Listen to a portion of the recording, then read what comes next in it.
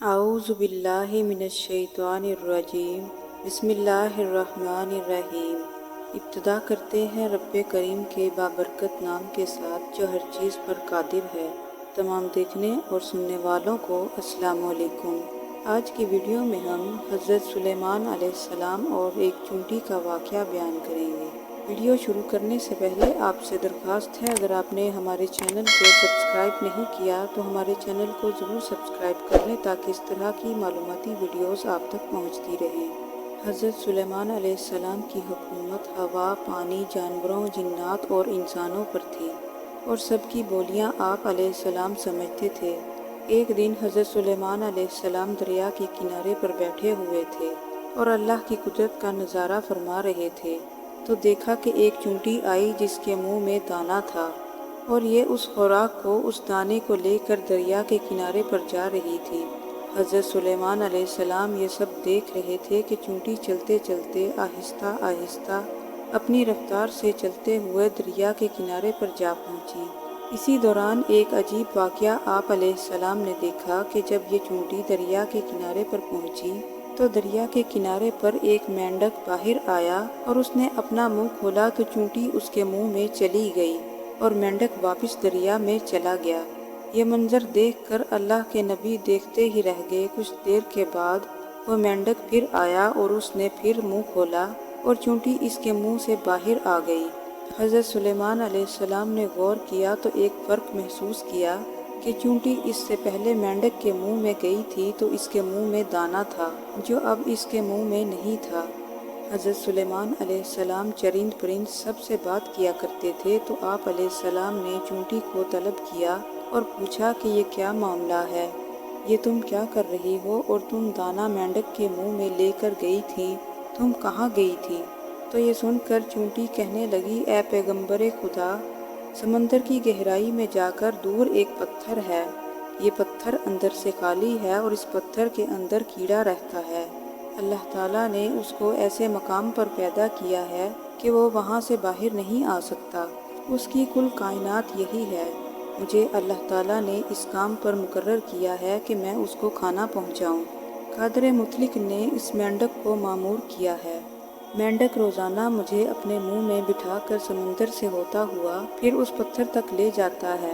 وہ مینڈک اپنا منہ اس پتھر کے سوراخ پر رکھ دیتا ہے اور میں اس کے منہ سے نکل کر اس کیڑے کے پاس چلی جاتی ہوں، اور اناج جو میرے منہ میں ہوتا ہے وہ اناج میں اس کے پاس رکھ دیتی ہوں۔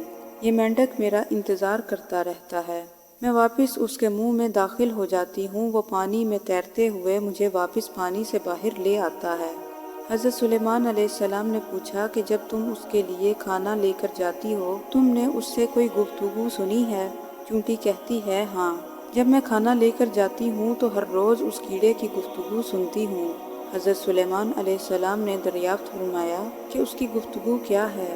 وہ کیڑا کہتا ہے وہ ذات جس نے سمندر کی گہرائیوں میں اس پتھر کے اندر مجھے نہیں بھلایا، یا رب اپنے مومن بندوں پر بھی اپنی رحمت کو کبھی مت بھولنا۔ اس کے بعد حضرت سلیمان علیہ السلام کے دل میں ایک خواہش پیدا ہوئی، اور وہ خواہش خدا نخواستہ کسی تکبر کی وجہ سے نہیں تھی بلکہ محبت کے سبب پیدا ہوئی تھی کہ ایک دفعہ میں اللہ کی مخلوق کو کھانا کھلاؤں گا، اللہ کے دیے ہوئے رزق سے ہی کھلاؤں گا۔ حضرت سلیمان علیہ السلام اللہ تعالیٰ سے ہم کلام ہوئے کہ اے میرے معبود، تو مجھے اجازت دے کہ میں تیری تمام مخلوقات کو سال بھر کے لیے کھانا کھلاؤں، ان کی دعوت کروں، اب یہ میری خواہش ہے۔ تو اللہ تعالیٰ نے ان کے پاس وحی بھیجی اور فرمایا، اے سلیمان، تو ہرگز اس پر قدرت نہیں رکھتا۔ حضرت سلیمان علیہ السلام نے ایک مرتبہ پھر درخواست کی کہ صرف 7 دن کی اجازت دیں کہ میں آپ کی مخلوق کو کھانا کھلا سکوں۔ اللہ تبارک و تعالیٰ نے ایک مرتبہ پھر وہی فرمایا کہ اے سلیمان، تو اس کی قدرت نہیں رکھتا۔ حضرت سلیمان علیہ السلام نے تیسری مرتبہ پھر وہی فرمایا کہ پروردگار، مجھے صرف 1 دن کی ہی اجازت دے تاکہ میں آپ کی تمام مخلوقات کو کھانا کھلا سکوں۔ اللہ تبارک و تعالیٰ نے تیسری مرتبہ پھر فرمایا کہ اے سلیمان، تو اس پر قدرت نہیں رکھتا۔ بہرحال حضرت سلیمان علیہ السلام کو اللہ تعالیٰ نے اجازت دے دی کہ وہ 1 دن تمام مخلوقات کو کھانا کھلائیں۔ آپ علیہ السلام کو اجازت مل گئی تو آپ علیہ السلام نے تمام جنات اور انسانوں کو حکم دیا کہ وہ تمام کے تمام ان چیزوں کو جو زمین پر حلال ہیں، مثلاً گائے، دمبے، بکریاں، بکرے وغیرہ، چند پرند، سب کو جمع کر لیں۔ چنانچہ انسانوں اور جنوں نے مل کر ان تمام چیزوں کو حضرت سلیمان علیہ السلام کے سامنے پیش کر دیا۔ پھر بڑی بڑی دیگیں تیار کی گئی اور پھر ان جانوروں کو ذبح کیا گیا اور ان کو پکایا گیا، تو آپ علیہ السلام نے ہواؤں کو حکم دیا کہ کھانے پر شیریں اور دھیمے انداز میں چلتی رہیں تاکہ کھانا خراب نہ ہو جائے۔ ہوا چونکہ حضرت سلیمان علیہ السلام کے ماتحت تھی، اس لیے ہوا شیریں اور دھیمے انداز میں ان کھانوں پر چلتی رہی۔ حضرت سلیمان علیہ السلام نے دسترخوان بچھایا جس کی لمبائی اتنی زیادہ تھی کہ ایک انسان اگر اس کے ایک کونے پر چلنا شروع کرتا تو دوسرے سرے تک پہنچنے میں اس کو 1 مہینے کا وقت لگ جاتا، اور اتنی ہی دسترخوان کی چوڑائی بھی تھی۔ جب تمام چیزیں تیار ہو چکی تو حضرت سلیمان علیہ السلام کے پاس وحی بھیجی اور فرمایا کہ اے سلیمان، مخلوقات میں سے کس سے دعوت کا آغاز کریں گے؟ اب حضرت سلیمان علیہ السلام نے فرمایا کہ اے میرے پروردگار، میں دریا کے جانوروں سے شروع کروں گا۔ تو اللہ تعالیٰ نے سمندر کی ایک مچھلی کو حکم دیا کہ وہ حضرت سلیمان علیہ السلام کی دعوت کھائے، جو کہ آج ان کے لیے حضرت سلیمان علیہ السلام کی طرف سے دعوت ہے۔